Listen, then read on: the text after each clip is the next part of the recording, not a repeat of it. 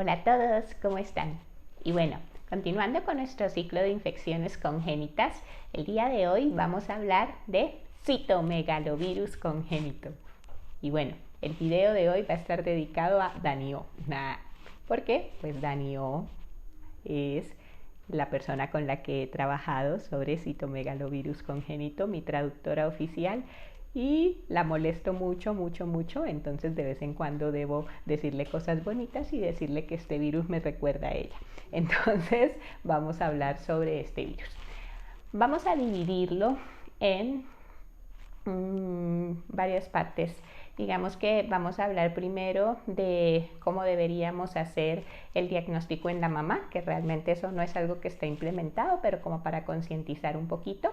Vamos a hablar de cómo se hace el diagnóstico en el recién nacido, de cuáles son las características clínicas de la infección, a que hagamos una diferenciación entre lo que es el citomegalovirus congénito y el citomegalovirus postnatal, y también a que hablemos un poquito de lo que es el tratamiento antiviral para citomegalovirus. Entonces empecemos. Citomegalovirus no es algo que hagamos dentro del control prenatal o que hagamos tamización en las maternas. ¿Por qué razón? Porque no hay nada que podamos implementar en la madre para evitar la transmisión al hijo. Así como hemos tratado, por ejemplo, que en sífilis, pues si uno hace el diagnóstico en la madre, le pone la penicilina y así evita que el recién nacido tenga repercusión. Y si, por ejemplo, en toxoplasma hacemos el diagnóstico gestacional, entonces iniciamos la espiramicina y así evitamos la transmisión, pues resulta que en citomegalovirus no hay nada. Aunque se ha hecho como estudios de poner inmunoglobulina contra citomegalovirus, específica para citomegalovirus, que es el Megalotec, pues realmente parece que no pueden ser más los riesgos que los beneficios. No hay nada aún muy demostrado, no hay suficiente evidencia y por eso pues tal vez no se lleva a cabo una tamización para este virus. Sin embargo, pues sí es la parte en la que quiero concientizar un poquito. ¿Qué pasa? Creo que todas las mujeres antes de embarazarnos deberíamos hacer no solo es el control prenatal, sino que deberíamos apuntar a hacer control preconcepcional, ¿cierto? Y a conocer nuestro estado serológico para citomegalovirus, a saber si somos IgG positivo o IgG negativo para citomegalovirus, porque resulta que si uno sabe que es IgG negativo y nunca ha estado expuesto al citomegalovirus, pues uno va a evitar contagiarse durante el embarazo, ¿cierto?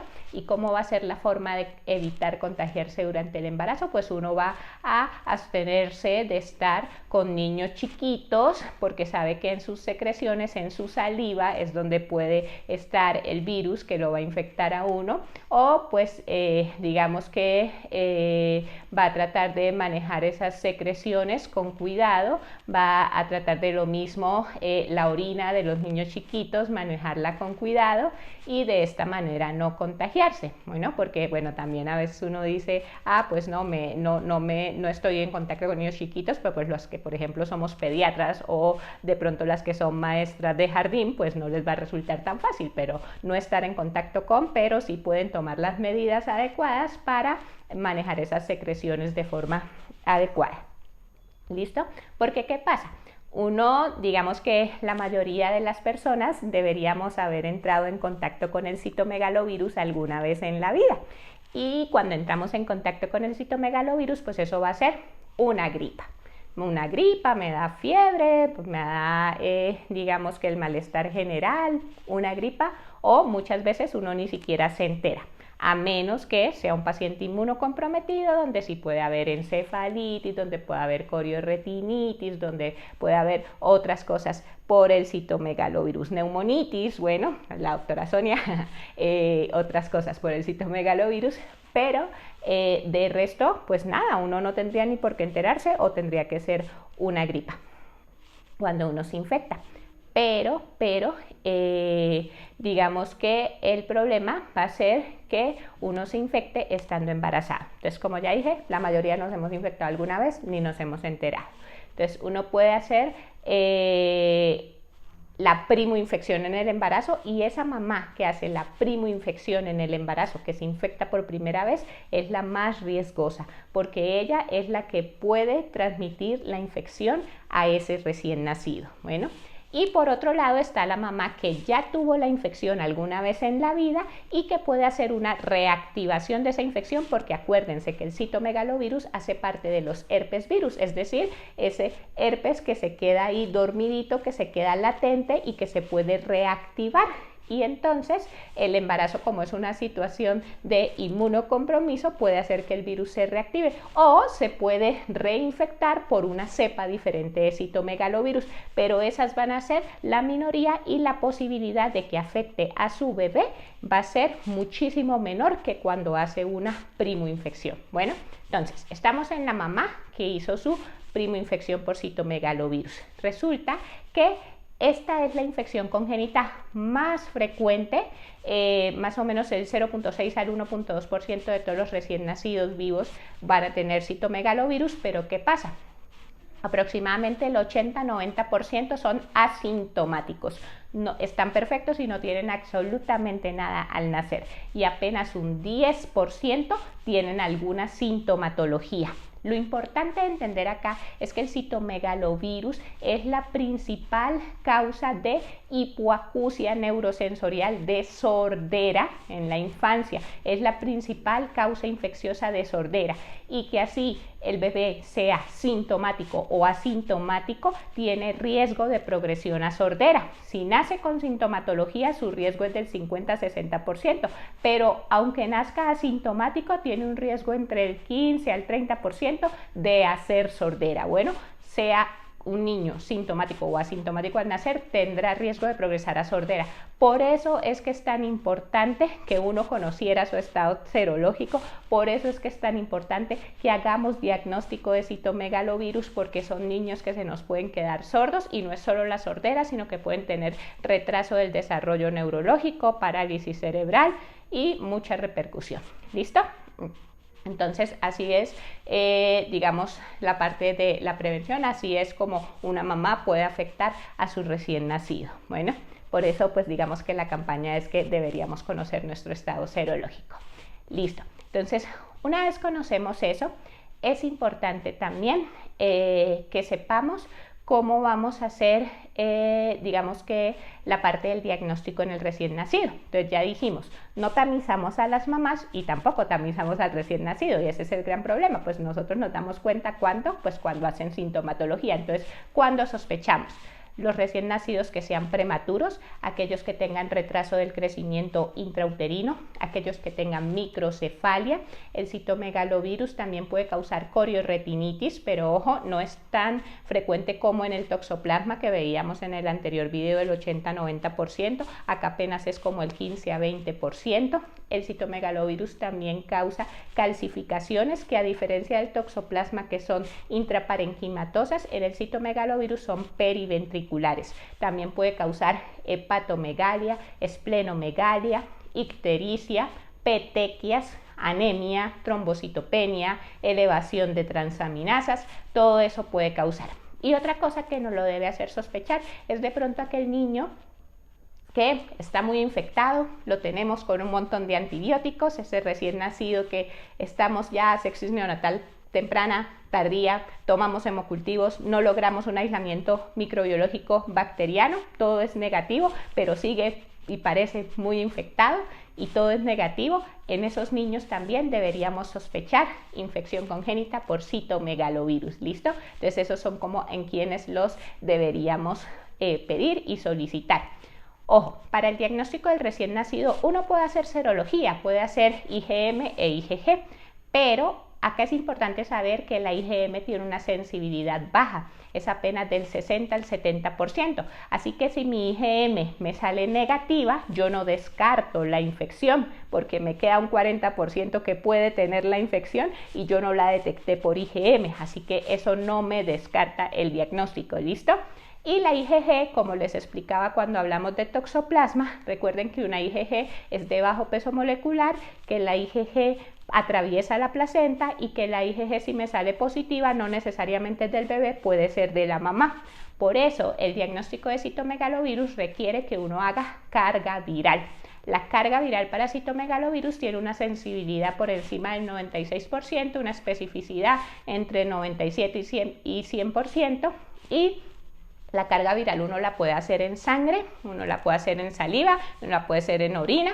Realmente en saliva y en orina tiene como más sensibilidad, pero la mayoría tenemos más experiencia haciéndola en sangre. El corte de carga, digamos que en neonatos está un poquito mejor descrito, que es 10.000 copias por mililitro, pero realmente uno en esto tiene que sumar factores de riesgo, tiene que sumar clínica, tiene que sumar también lo que encuentre en carga viral y todo lo demás, bueno, todo lo que hemos dicho para hacer el diagnóstico.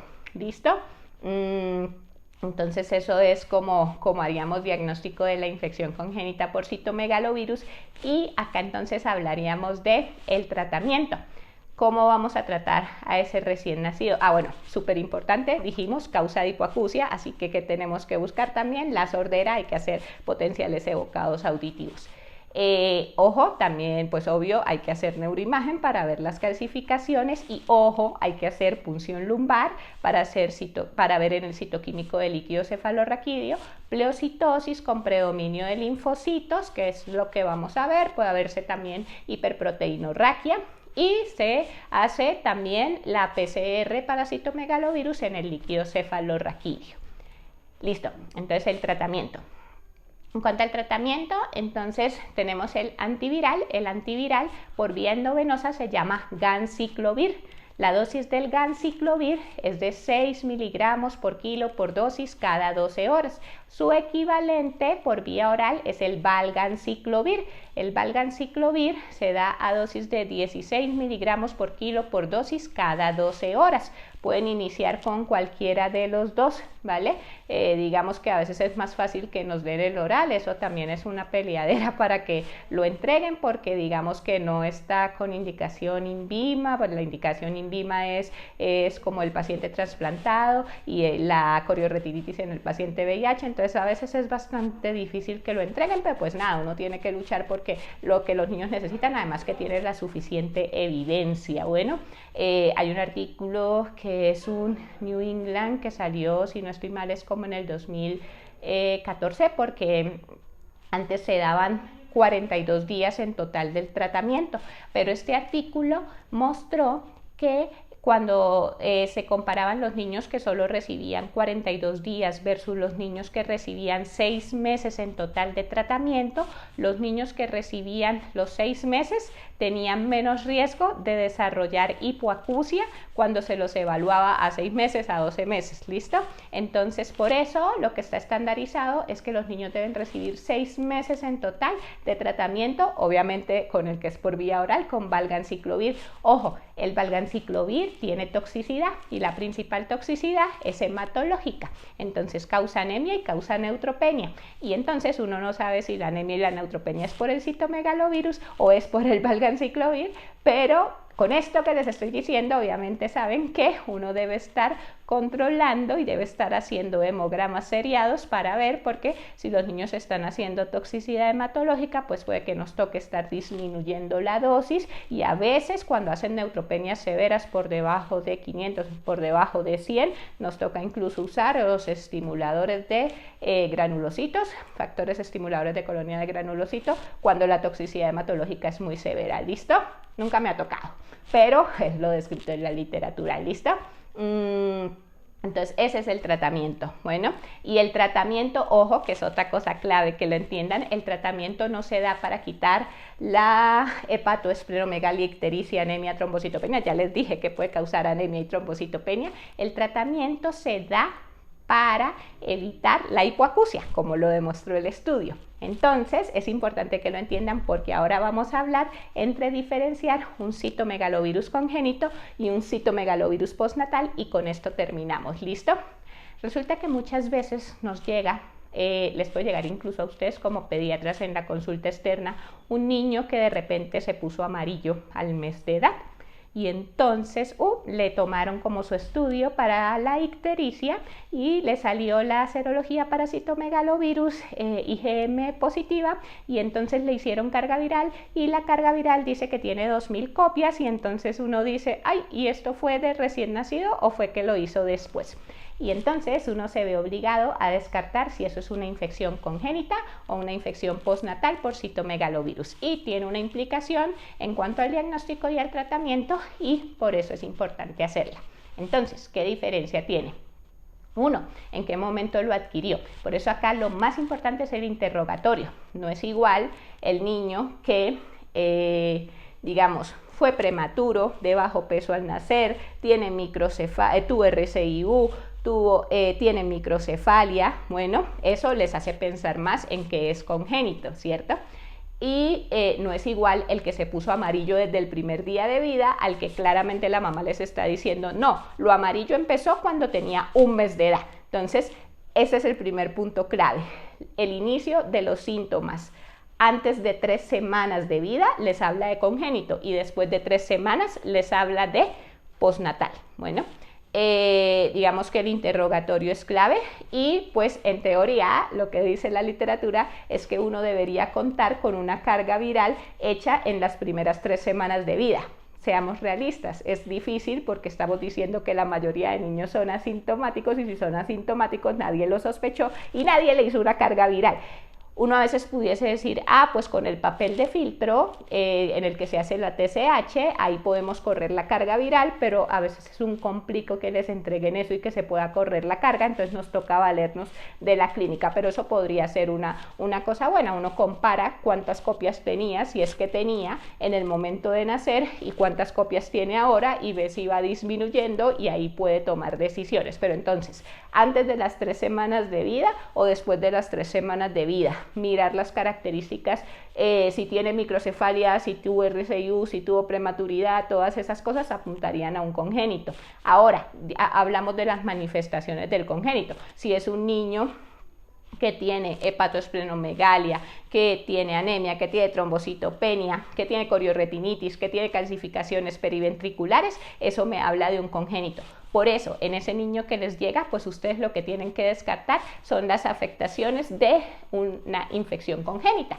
Le van a hacer una neuroimagen, que podría ser incluso una ecografía transfontanelar, para descartarle calcificaciones, lo van a hacer ver por el oftalmólogo para descartarle coriorretinitis, le van a hacer potenciales evocados para descartarle la hipoacusia. Van a buscar todas esas manifestaciones. Si todo ese estudio les sale negativo y tienen una carga viral con pocas copias, pues lo que tienen que hacer es repetir esa carga viral para ver cómo va disminuyendo, y ese niño no necesita tratamiento. Si al contrario su estudio para la infección congénita les da positivo, pues ese niño sí necesita tratamiento. ¿Por qué? La que es postnatal no se asocia a sordera, y dijimos, el tratamiento se da para evitar la sordera. Entonces, si no se asocia a sordera, ¿yo para qué trato? Nada, la ictericia se va a ir disminuyendo y el niño va a mejorar solo y no necesita ese mielotóxico en su vida, ¿cierto?